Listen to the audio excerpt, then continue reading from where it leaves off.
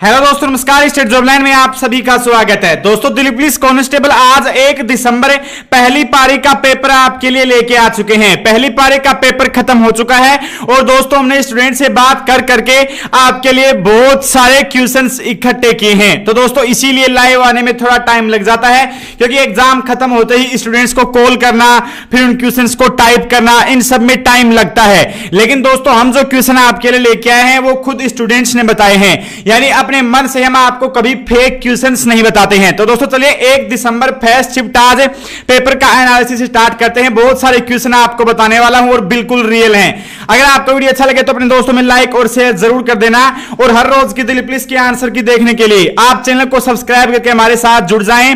हर रोज आपको लाइव इसी प्रकार से पेपर के आंसर की देखने को मिलेगी। और आगे बढ़ने से पहले एक बात बता दूं, अगर आप किसी भी कंपटीशन एग्जाम की तैयारी कर रहे हैं तो जनरल साइंस की बेस्ट बुक है, आप आरबीडी की तरफ से आती है, ये देख लीजिए, हर बुक स्टोर पर आपको मिल जाएगी, ये आप पढ़ सकते हैं। ठीक है, अब दोस्तों यहां पर देखते हैं पेपर। तो दोस्तों सबसे पहले देखिए, जो बात आपको बताना चाहूंगा वो ये है कि आज के पेपर में बजट से, ठीक है, बजट से क्वेश्चन आए हैं लगभग 4-5। तो दोस्तों बजट भी इंपॉर्टेंट है। पहले जो एग्जाम्स दिल्ली पुलिस के हुए हैं उनमें बजट से जुड़े कोई क्वेश्चन नहीं थे, लेकिन आज बजट के 4-5 क्वेश्चन डाले गए हैं करंट अफेयर्स की तरफ से। ठीक है, तो दोस्तों बजट को भी आपको जरूर पढ़ना है। अब चलिए क्वेश्चन से स्टार्ट करते हैं। उड़ीसा की सबसे लंबी नदी कौन सी है, या सबसे बड़ी नदी कौन सी है? यह क्वेश्चन दोस्तों आया है, तो कौन सी है? महानदी, और इसको उड़ीसा का शोक भी कहा जाता है। ठीक है, उड़ीसा की सबसे लंबी नदी महानदी। एक दोस्तों पूछा गया है कि डाफला हिल्स कहां है, तो डाफला हिल्स कहां है? अरुणाचल प्रदेश में। ठीक है, यह क्वेश्चन आपका पूछा गया है, डाफला हिल्स कहां है? तो डाफला हिल्स अरुणाचल प्रदेश में है। मैन बुकर पुरस्कार से क्वेश्चन आया है, तो दोस्तों मैन बुकर पुरस्कार है वो किसे मिला है? ठीक है, वो किसको मिला है? सगनी बैन को।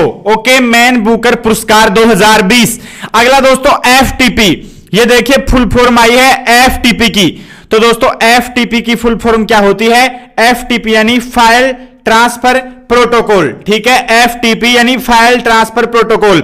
एक दोस्तों यूएस ओपन का क्वेश्चन आया था। अब देखिए, जिस विद्यार्थी ने बताया वो थोड़ा सा भूल गया। क्वेश्चन कुछ इस प्रकार था कि यूएस ओपन है, उसमें 2 खिलाड़ी खेले थे, एक का नाम दिया गया था और उसके साथ में दूसरा कौन था, ऐसे करके एक क्वेश्चन यूएस ओपन से आया था। अब फिक्स क्वेश्चन है, वो विद्यार्थी नहीं बता पाया, उसके लिए मैं माफी चाहूंगा। अगला दोस्तों उज्जैन किस नदी के किनारे है? तो उज्जैन है वो किस नदी के किनारे बसा है, ऐसा एक क्वेश्चन था। तो दोस्तों इसका नाम है शिप्रा। ठीक है, उज्जैन किस नदी के किनारे है। अगला दोस्तों 9वीं अनुसूची भारतीय संविधान में कब जोड़ी गई, ऐसा क्वेश्चन बताया स्टूडेंट्स ने। 9वीं अनुसूची भारतीय संविधान में कब जोड़ी गई? तो ये जोड़ी गई थी 1951 में। ठीक है, आगे चलते हैं। किसानों की आय दोगुनी करने का लक्ष्य सरकार ने कब तक का रखा है? देखिए दोस्तों, जो क्वेश्चन मैं आपको बता रहा हूं वो खुद विद्यार्थियों ने ही हमें बताए हैं। ठीक है, किसानों की आय दोगुनी करने का लक्ष्य सरकार ने कब तक रखा है? 2022 तक का। अगला राष्ट्रीय प्राणी उद्यान कहां है? तो राष्ट्रीय प्राणी उद्यान कहां है? नई दिल्ली में है। अगला क्वेश्चन, प्रारूप समिति में कुल कितने सदस्य थे? तो प्रारूप समिति में 7 सदस्य थे। ठीक है, और इसके अध्यक्ष कौन थे? भीमराव अंबेडकर। एकमात्र खिलाड़ी जिसे भारत रत्न से सम्मानित किया गया है, देखिए दोस्तों यहां पर सचिन तेंदुलकर इसका आंसर आएगा। यह क्वेश्चन पूछा गया है, बिल्कुल कन्फर्म है, बहुत सारे स्टूडेंट्स ने बताया है। तो दोस्तों भारत रत्न किस खिलाड़ी को दिया गया है? तो सचिन तेंदुलकर को दिया गया है, और ये ऐसे एकमात्र खिलाड़ी हैं, सिर्फ आज तक एक ही खिलाड़ी को भारत रत्न पुरस्कार मिला है और वो है सचिन तेंदुलकर। ठीक है, अगला दोस्तों पूछा गया है, एक क्वेश्चन था कि इनमें से कौन से राज्य की सीमा बांग्लादेश से नहीं लगती? देखिए दोस्तों ये तो ऑप्शन के हिसाब से ही होगा और ऑप्शन विद्यार्थी को याद नहीं थे, लेकिन ऐसा क्वेश्चन आया था कि इनमें से कौन से राज्य की सीमा बांग्लादेश से नहीं लगती है। तो जैसे वहां पर ऑप्शन है उस हिसाब से इसका आंसर आ जाएगा, लेकिन यह क्वेश्चन था। एक शंख संवत की शुरुआत किसने की? ठीक है, तो शंख संवत की शुरुआत किसने की थी? कनिष्क ने। पावागढ़ नृत्य का संबंध किस राज्य से है? तो पावागढ़ नृत्य है उसका संबंध झारखंड से है। ठीक है, पावागढ़ नृत्य किस राज्य का है? तो ये किसका है? झारखंड का। अगला, अनुच्छेद 41 किससे संबंधित है? अनुच्छेद 41। तो दोस्तों अनुच्छेद 41 किससे संबंधित है? तो इसका संबंध है कुछ दशाओं में काम, शिक्षा और लोक सहायता पाने का अधिकार। अब देखिए जैसा वहां पर थोड़ा ऑप्शन होगा उस हिसाब से इसको किया जाएगा, क्योंकि ऑप्शन में लैंग्वेज है वो अलग रखी जाती है। अब सेम ये का ये तो ऑप्शन आया नहीं होगा, लेकिन ऑप्शन विद्यार्थी को याद नहीं था। लेकिन अनुच्छेद 41 का संबंध किससे है, ऐसा एक क्वेश्चन आया है और इसका संबंध इनसे है, कुछ दशाओं में काम, शिक्षा और लोक सहायता पाने का अधिकार। लेकिन जैसी ऑप्शन में लैंग्वेज है उस हिसाब से आपको करना है। एक दोस्तों खाद्य पुरस्कार 2020 किसे मिला। देखिए दोस्तों इस क्वेश्चन को मैंने नीले कलर में इसलिए किया है क्योंकि कुछ स्टूडेंट्स ने ही एक क्वेश्चन बताया है, यानी इसमें पक्का नहीं है कि ये आया ही है, कंफ्यूजन है आया हो या नहीं आया हो। तो आप कमेंट करके बताना अगर आपका पेपर था तो खाद्य पुरस्कार 2020 किसे मिला, रतनलाल को। कुछ स्टूडेंट्स ने क्वेश्चन बताया है लेकिन कुछ ने नहीं बताया। अगला दोस्तों मिनी कॉन्स्टिट्यूशन ऑफ इंडिया किसे कहते हैं, तो किसे कहते हैं 42वें संविधान संशोधन को, जो कि 1976 में हुआ। मिनी कॉन्स्टिट्यूशन ऑफ इंडिया किसे कहते हैं, यह क्वेश्चन पूछा गया है। ठीक है, मिनी कॉन्स्टिट्यूशन ऑफ इंडिया किसे कहेंगे, 42वें संविधान संशोधन को। अगला दोस्तों ब्रिटिश कंपनी को भारत में आधिकारिक रूप से व्यापार करने की अनुमति कब मिली।